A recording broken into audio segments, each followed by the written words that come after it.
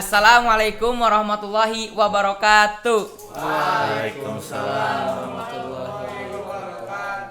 Halo teman-teman, di sini kita akan ada acara podcast Bincang Kelas Ekonomi dengan tema dampak perang dagang antara Cina dan Amerika bagi Indonesia. Di sini juga kita kedatangan dua pemateri, yaitu yang bernama Revan Faris dan Eris. Oh hai. Nah, di sini teman ngobrol kita yang asik nih, teman-teman. Nah, dengan juga tema yang sangat-sangat panas ya, sedang tren sekarang. Dengan dampak perang dagang antara Cina dan Amerika bagi Indonesia. Nah, menurut kalian berdua apa sih pendapat tentang hal tersebut? Perang dagang AS Cina ya benar-benar hal yang lagi hot nih. Kita kayak lagi dipanggang gitu. Kayak tiba-tiba kita yang bukan siapa-siapa juga ikut-ikutan panas gara-gara perang dua negara besar ini. Kalau buat pendapat dari Ana nggak ada jawaban lain selain kata negatif. Kenapa? Gampangnya gini deh. Ini kan dua-duanya negara besar. Mereka tempur. Yang namanya orang misalnya ini, kayak misalnya lempeng bumi ketemu lempeng bumi, kan dua-duanya gede, bergetar. Yang kerasa dua-duanya aja gak? Enggak, yang kerasa daerah sekitarnya. Makanya kalau gempa, dua lempeng bertemu, terjadilah skala Richter, jadi ada zona khusus gempa. Nah kalau berarti kita lihat dari perang dagang AS Cina ini, yang dua negara besar pasti punya dampak negatif ke kita. Ya mungkin kalau buat sekarang gara-gara buat di awal-awal ya, gara-gara emang curi startnya mereka Februari 2025 mungkin belum terlalu kerasa gara-gara masih kita di bulan April. Berarti baru Februari, Maret, April 3 bulan. 3 bulan doang. Ya? Lama sih, cuma gimana ya, kalau buat kata Ana sendiri itu masih terlalu sebentar kalau misalnya yang namanya perang dagang. Nanti kita bakal tilik ke belakangnya. Tapi intinya kalau buat pendapat Ana tentang perang dagang AS Cina ini pasti berdampak negatif bagi kita. Walaupun kita yang notabene sebagai santri dan kita belum masuk ke dunia kerja pasti bakal kerasa juga. Kalau buat menurut ente gimana, Pan? Ya menurut Ana mah namanya juga perang ya. Ya perang itu kan negatif sebenarnya konteksnya. Jadi menurut saya mah negatif ya. Langsung aja. Negatif ya kalau. Tuh bisa kieu. Berarti kalau menurut ente negatif gitu. Jadi kalau menurut Ana ya Iris dan Akmal, menurut saya negatif. Yang namanya perang itu tidak ada yang positif ya. Pasti ya. Perang menimbulkan kerusakan gitu. Dan pasti ada dampaknya. Yang tadi kata Iris, dampaknya bukan cuma dua negara itu doang. Iya, yang namanya perang walaupun ada kata menang sama kalah, sebenarnya dua-duanya juga berdampak negatif. Benar gak? Betul. Jadi gimana? Jadi ya lebih ke negatif ya. Pastinya. Nah, juga apa sih penyebab dari perang dagang antara Cina dan Amerika? Kenapa bisa terjadi? Apa sih penyebabnya menurut kalian? Penyebabnya ya? Mau Ana dulu atau ente dulu yang ngejelasin? Ana dulu ya, gak apa ya. Silakan aja. Berarti gimana kalau kita nilik beberapa abad sebelumnya deh? Kita ke ini dinasti terakhir Cina. Sejarahnya dulu kita tilik dulu. Jangan tiba-tiba kita kan hidup di abad ke-21. Coba kita tilik ke abad ke-18 yang lalu. Dinasti terakhir Cina itu namanya dinasti Qing. Mereka hancur abad ke-19 gara-gara ya perkembangan zaman yang terlalu cepat dan mereka nggak bisa beradaptasi sama perkembangan globalisasi yang kecepatan itu. Cina sama dulu kayak Jepang kalau dari segi historis, mereka tuh negaranya tertutup. Dua-duanya dipimpin juga sama dua orang yang sama gelarnya kaisar kan, dua-duanya Jepang, Cina. Jepang mulai terbuka sama dunia barat kira-kira abad ke-18. Nah, Cina juga sama ke abad ke-18, cuma mereka terbukanya lebih ke arah negatif. Mal pernah dengar ini gak perang opium? Belum sih, soal perang. Belum ya? Kalau Ana ceritain sebentar ya, perang opium itu sejarah kelam Cina pertama kali mereka berhubungan sama barat. Kan Cina tertutup nih. Ya. Mereka politiknya tertutup eksklusif, cuma misalnya mereka berdagang ya cuma Cina doang. Paling kalau misalnya mereka mau ekspor impor cuma regionalnya, misalnya Vietnam, Thailand atau enggak Korea sama Jepang kayak gitu. Mereka itu eksklusif. Abad ke-18 kita kenal lah abad ke-18. Siapa sih yang menguasai lautan? Siapa? Ingat gak? Enggak. Oke. Kerajaan yang menguasai lautan dari mulai abad ke-17 sampai abad ke-19 akhir itu kerajaan Inggris. Mereka daerah kolonialismenya membentang, bahkan kalau mungkin misalnya paling jauh sebelum ke Cina ya. Mereka di Australia. Cina pertama kali jabat tangan atau pertama kali ngomong hai ke orang barat itu sama orang Inggris. Pertama kali datang ke sana. Walaupun Sama beberapa abad sebenarnya, kayak misalnya abad ke-18 kita kenal sama tokoh yang namanya Marco Polo. Dia pernah ke Cina juga. Nah, kalau kita balik lagi ke abad ke-18 yang tadi. Cina berhubungan sama Inggris. Inggris kan mereka juga jago dagang ya. Akhirnya setelah beberapa tahun mereka berhubungan sama Inggris, Cina akhirnya bikin kesepakatan dagang sama kerajaan Inggris. Akhirnya mereka adalah kegiatan ekspor impor dari Inggris ke Cina. Banyak sih barangnya, mulai dari nanti bambu dan kertas dari Cina, nanti senjata dan meriam dari Inggris ke Cina kayak gitu. Mereka kegiatan ekspor kayak gitu. Nah, sampai suatu ketika dari kesepakatan dagang itu Inggris ngambil kesempatan di balik kesempitan. Mereka ada satu barang yang dikirim dari Inggris ke Cina yang sebenarnya itu nanti tujuannya buat menghancurkan Cina sendiri. Apa barangnya? Kita balik ke awal pertanyaannya ke ente tadi. Perang apa namanya? Perang dagang. Bukan, perang opium. Oh, Perang opium. Bukan, perang opium. Nah, opium nih ya. Opium itu sama jenisnya, anggap aja mereka tuh sekeluarga lah atau semarga sama tanaman yang bikin mabuk. Kalau kita di Indonesia kenalnya ganja mungkin ya. Ganja yang bentuknya kayak yang di Bromo, kasus kemarin lagi rame juga ya.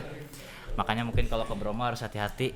Jangan-jangan nanti kalau naik ke Bromo sedikit-sedikit ngerasa ngefly bukan gara-gara indah sama pemandangan, tapi gara-gara mabuk sama ganja. Nah, balik lagi ke yang tadi. Opium, dia tuh tanaman yang bikin mabuk lah. Dia tuh ada nikotinnya tinggi, termasuk mungkin kadar yang misalnya Ana nggak tahu ya kalau buat dari unsur zat kimianya, tapi intinya memabukkan. Nah, Inggris masukin barang itu sebagai barang komoditas impor Cina ke Inggris. Jadi maksudnya opium dari, sebenarnya opium bukan tanaman asli Inggris sih. Opium itu aslinya India. Oh, India. Kayak kita kenal ya, India jadi jajahan kolonialisme Inggris dari abad ke-17. Semua anak benua India punya Inggris. Tanaman opium dari India diekspor lah ke Cina. Nah, perdagangannya mulai berjalan lancar, jadi opium juga gampang maksudnya ke Cina. Nah, ini masalah negatif yang anak pengen ngomongin di perang opium ini. Opium itu memabukkan, dan kalau memabukkan pasti ada atau diselingin dan pasti bareng-barengan sama kata ketagihan. Nah, pertama kali opium masuk ke Cina, awalnya orang-orang Cina lebih seringnya ngerokok. Mereka lebih sering ngerokok ya pakai cengkeh dan bahan-bahan herbal yang lain yang mereka bakar terus mereka hirup. Kan kita kenal lah, bangsa Cina itu terkenal banget ya sama yang namanya kesehatan. Makanya mereka juga punya metode menghirup asap herbal. Walaupun ya sebenarnya gak baik juga, tapi kalau buat zaman dulu kayaknya nggak tahu. Masuk opium, ada seorang dokter dari Inggris, Ana lupa juga namanya. Dia tuh bikin doktrin. Dia tuh udah temenan sama kelompok-kelompok tabib-tabib atau dokter-dokter. Gak main-main loh tabibnya. Mungkin kita dengar dokter-dokter di puskesmas, rumah sakit, daerah atau RSU yang lain. Dia temenannya sama tabib-tabib di kalangan peles, di kalangan ini tabib-tabib istana yang mereka ngelayanin kaisar, ratu, putri, pangeran dan sebagainya, para bangsawan.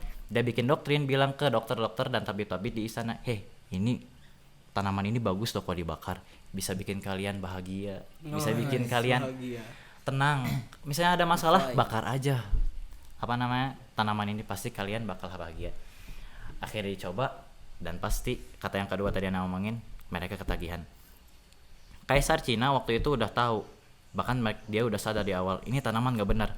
Akhirnya dia bikinlah sebuah keputusan yang bakal kita kenal ke depannya dengan nama embargo. Kalau embargo itu nanti penjelasannya blokade.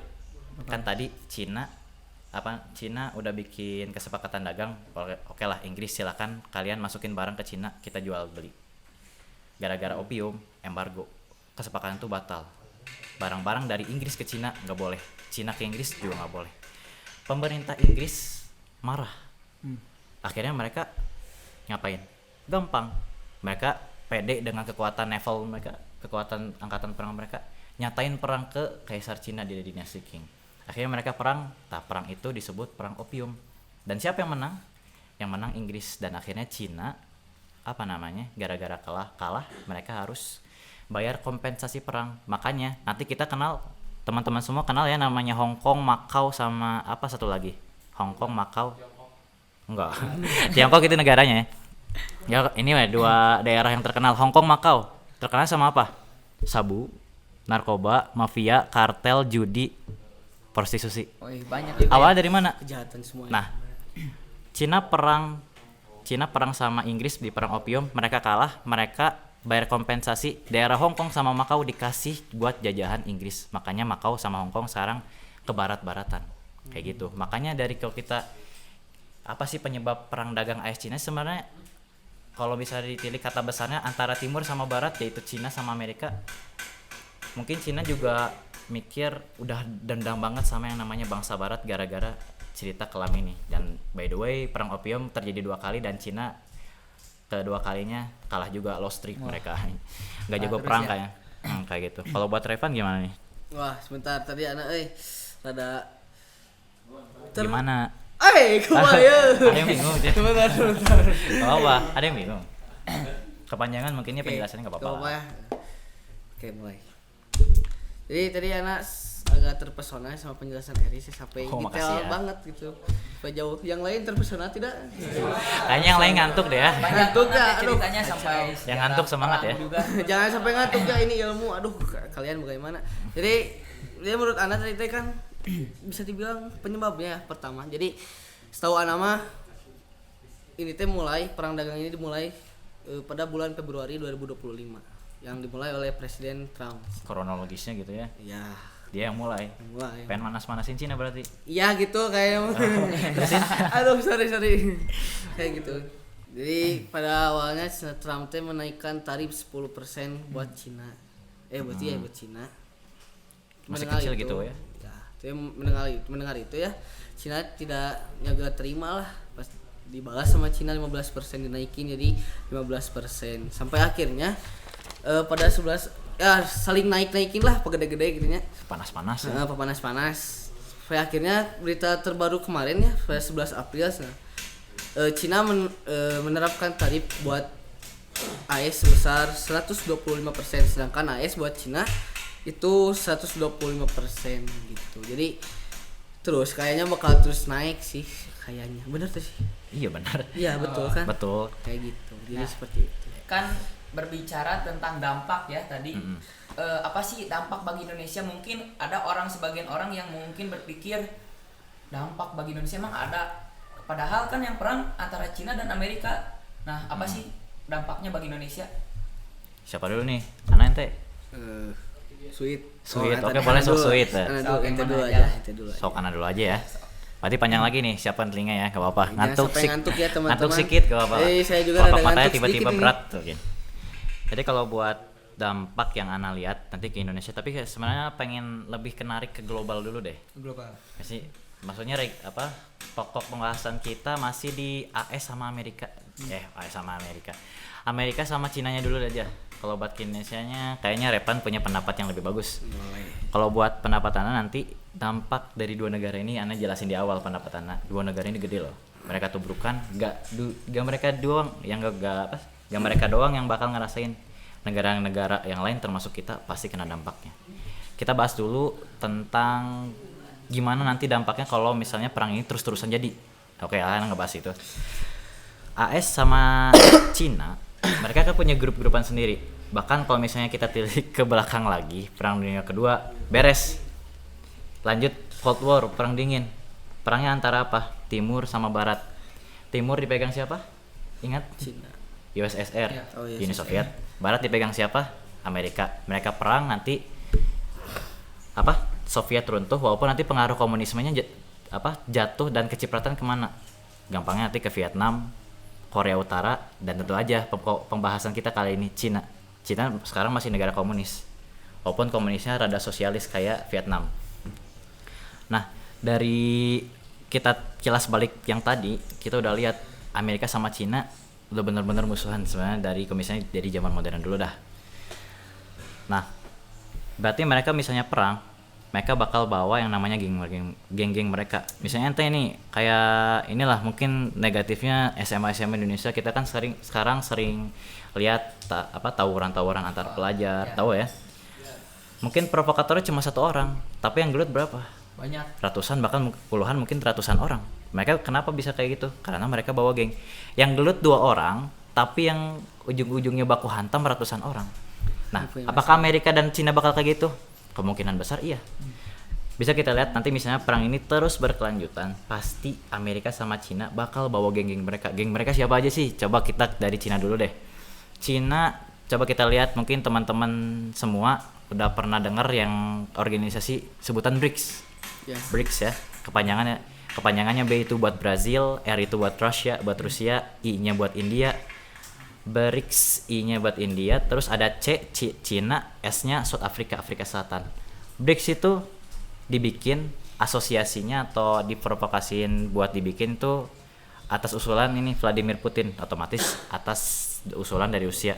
Nanti didukung sama Cina, akhirnya mereka bikin koalisi 5 negara atau sekitar 6 negara. Itu koalisinya fokusnya di mana? Bidang ekonomi. Jadi menariknya BRICS ini dibikin buat ngalahin Amerika. Kan kita mata uang internasional kita apa? Dolar. Dari mana? Dari Amerika. BRICS ini dibikin buat ngelemahin dolarnya Amerika. Jadi negara-negara anggota BRICS mereka jual belinya di situ-situ aja. Mereka bisa pakai uang negara masing-masing. Misalnya India pengen jual beli ke Cina, mereka nggak perlu pakai dolar. Misalnya India mata uangnya apa? Rupiah. Cina mata uangnya apa? Yuan. Cina pengen beli misalnya di India bagusnya bukan kudapan perindapan sih, lebih ke apa ya? Cina tuh bagusnya apa sih? Bagusnya Cina? Opium. Oh, bagusnya India maaf. Bagusnya India Apa coba? apa ya contohnya? Ini aja deh, industri tanknya lumayan bagus tuh. India tanknya terbanyak di dunia. Cina pengen beli tank dari India, mereka nggak usah pihak Cina nggak usah tukar yuan jadi dolar buat jual beli sama India, nggak usah. Mereka langsung nih yuan darimu, buat kamu, tapi tanknya kesiniin nih yuan, udah beres. Yuannya itu nanti bakal dikonversi di negara India, nanti sama konversi perbandingan yuan sama rupiah di negara India sendiri. Jadi misalnya dikasih yuan, mereka tetap bisa pakai, kayak gitu gampangnya. BRICS tadi ya, Rusia sama negara-negara yang tujuannya buat nurunin buat nurunin mata uang dolar Amerika. Dan itu berhasil. Makanya ini ada lagi perang dagang AS, walaupun udah lama ya, dari 2018 sebenarnya. Terus misalnya kita dari global pasti kayak gitu. Amerika nggak usah ditanya lah, mereka bakal bawa siapa. Anda bisa nyebutin 2 mungkin yang paling enggak 3 kayaknya yang paling memungkinkan buat dibawa. Kita kenal yang pertama NATO, yang kedua kita kenal juga Uni Eropa, yang ketiga mungkin ini grup-grupan baru ini dibikin juga sama Amerika buat ngelawan BRICS gara-gara mereka panas. Kita kenal nanti namanya G7 atau enggak G8 yang kemarin pernah meeting di Indonesia di Bali. Mereka bakal bawa itu nanti yang misalnya mereka tempur ya, misalnya Cina dengan BRICS-nya, terus Amerika dengan NATO, G7 dan Uni Eropanya, mereka tempur, yang kena apa? Dampaknya global, bahkan ada kemungkinan terburuk perang dunia ketiga. Kayak gitu buat kalau misalnya kita ngebahas global. Negatif banget kan. Nah sekarang kita coba ngebahas tentang regionalnya di Indonesia deh. Kayaknya ini buat giliran Revan, kayaknya Revan lebih kenal dengan negaranya sendiri. Kayaknya untuk Indonesia pasti berdampak banget ya. Apalagi kan bisa dibilang AS sama Cina itu kan raksasa ekonomi. Kalau mereka perang kan bisa juga pasti berdampak gitu kayak tadi. Jadi gini lah, di satu negara itu ada yang namanya IHSG. IHSG ya benar. Atau panjangnya itu Indeks Harga Saham Gabungan. Ya benar. Jadi kayak termometernya gitulah. Kalau misalkan warnanya merah berarti lagi sakit. Apanya tuh lagi sakit? Perekonomiannya. Oh iya juga ya. Perekonomiannya. Jadi kalau misalkan warna hijau berarti lagi normal-normal aja. Nah untuk Cina ini ya, kita kan yang perang itu kan Cina sama AS, kita bahasnya Cina aja karena yang kita tahu ya kebanyakan produk-produk di Indonesia kayak elektroniknya dan sebagainya ada tulisannya made in China. Kebanyakan made in China ya? Buatan Cina. Bukan cuma itu ya, sampai toko-toko kelontong kayak ya kalian ke pasar lah di Lembang, banyak orang pemiliknya orang-orang Cina. Jadi masih berdampak banget lah buat Indonesia, apalagi dari Cinanya. Nah dampaknya apa ya? Paling dampaknya kayak kenaikan harga jadi pada mahal gitu kan. Iya benar juga sih. Kayak gitu. Ya mungkin. Udah itu dong. Eris mau menambahkan? Nambahin ya. Kayaknya enggak, dan itu kepanjangan kayaknya. Kayak kemudian. Oke ya udah. Kayak jadi ya agak ngeri juga ya ngomongin tentang perang dunia jika ini berkelanjutan perangnya. Perang nanti Dan ketiga. tadi awal-awal berbincang tentang kayak perang itu kan negatif nih. Nah, cara mengatasinya gimana sih solusi dari hal tersebut menurut kalian berdua? Sekarang Repan dulu deh. Oke. Giliran Udah. aja deh siapa aja nih. Repan dulu lah. Tadi Saya udah dulu. segmen Ana dulu. Dua kali Ana terus. Eris duluan. So, Jadi, sekarang Repan dulu. mungkin solusi yang saya tawarkan gitu ya, investasi sebanyak mungkin.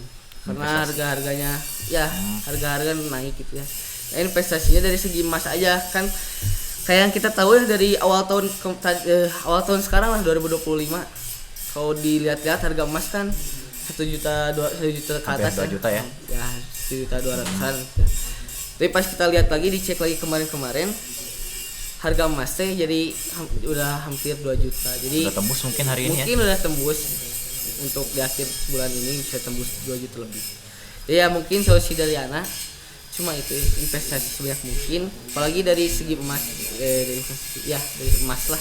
Emas ya, emang sih. Emas kan tiap tahun atau tiap bulan Naik ya? Naik. Baru juga kemarin gitu ya 1.200.000 awal tahun, sekarang udah 2 juta aja. Tuh, mungkin 2 juta lebih. Emang sih kalau kata Ana juga, kalau misalnya kita mau investasi ya, misalnya teman-teman mau investasi, emas tuh paling gampang. Kita ngomongin emas dulu deh. Kalau misalnya kita mau investasi ya, kita sebagai santri lah, masih anak kecil, kita masih disuapin uang sama orang tua ya, belum punya kerjaan masing-masing.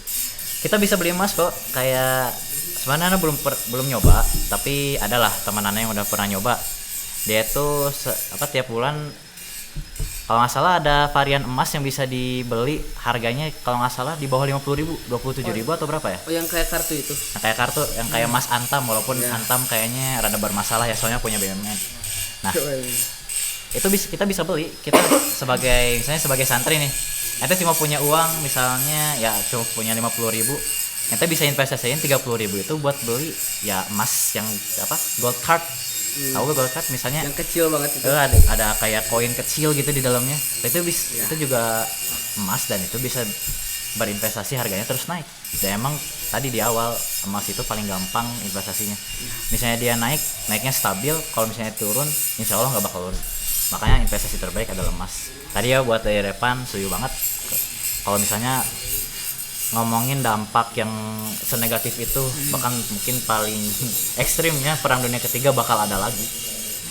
Mungkin kalau buat segi ekonomi kita bakal ngerasain tadi solusi bagusnya kita investasi emas. Kalau buat dari Ana pribadi, solusi kita sebagai santri aja deh ya, soalnya kan kita ngobrolinnya regional sebagai santri. Solusi terbaik misalnya kita suatu hari ngerasain, atau mungkin enggak, pertama juga sih, sebenarnya masih banyak, tapi yang bisa kita coba pertama kali itu hemat-hemat dalam mengolah uang. Ya sebagai santri jangan terus sering jajan. Jangan boros. Mungkin ente nggak tahu kondisi keuangan keluarga ente sendiri. Soalnya orang tua ente kayaknya berat hati buat ngomongin misalnya lagi susah atau enggak. Ya kita sebagai santri, sebagai anak kecil, anak dari orang tua kita, bisa lah kita misalnya dikasih uang jajan dipakai hemat. Misalnya kita bahkan lebih bagus kalau kita nabung. Misalnya sebulan nabung 100.000. Kalau misalnya kita santri nih ya, dikirim minimal lah 200 ke atas. Otomatis yang pakai jajan mungkin 200 ke atas juga. Enggak juga sih ya kalau buat anak pribadi. Intinya mungkin bisa lah disisihin. Ya buat pertama-tama kita nyoba pembiasaan nabung 50.000 dulu lah per bulan. Yang penting sisain di antara 100% itu minimal 5-10% dulu dari uang itu. Kenapa disisihin? Pertama, ya kita tuh masih anak kecil, kita belum bisa berdampak secara global, secara universal. Misalnya kita ngomongin tentang dampak ini, kita punya ide mau berkoar-koar ngomongin atau nyuarain ide kita, nggak bisa, kita anak kecil belum terlalu punya panggungnya di luar sana. Jadi ya gara-gara kita masih anak kecil berarti langkah kita juga masih terbatas. Berarti kita juga setidaknya bisa melakukan hal-hal kecil yang insya Allah kalau misalnya bergabung dengan hal-hal kecil lain bisa jadi hal-hal besar. Ya tadi misalnya investasi emas, dan mungkin pendapat dari Ana bisa juga kalau buat kita sebagai santri itu menabung uang. Intinya hemat lah uang-uang, ya kerasa lah. Misalnya pengen beli HP pasti pengennya nabung, kayak gitu sih kalau buat dari Ana. Jadi panjang juga ya tadi tentang perang dagang antara Cina dan Amerika. Iya. Nah, gak kerasa gitu ya, waktu udah jam 10:24 ya. Gak kerasa beberapa menit kita bersama teman-teman kita Eris dan Faris, teman ngobrol yang asik. Yeah. Nanti Tim Makasih kayaknya ya. Eris doang yang asik. Iya, sama Sama lah. semua bertiga asik. Kita semua asik ya, sobat teman-teman juga semua asik Nah, ya. mungkin segini tentang perang dagang antara Cina dan Amerika di acara podcast Bincang Kelas Ekonomi. Mungkin segini dicukupkan sekian, ditutup dengan doa Rabbana atina fid dunya hasanah wa fil akhirati hasanah wa qina adzabannar.